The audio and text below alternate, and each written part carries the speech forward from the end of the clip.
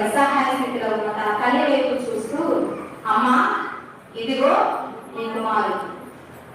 అదేంటి, యేసు ప్రభు వారి కదా కుమారుడు, ఆయన సెలవు మీద ఉన్నారు కదా, మరి ఎవరిని చూపిస్తున్నారు?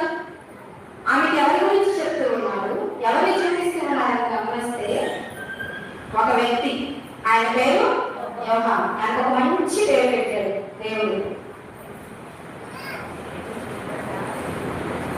యేసుక్రీస్తు వారు ప్రేమించిన శిష్యుడు, మంచి బిరుదు అనుకోవచ్చు. యోహాను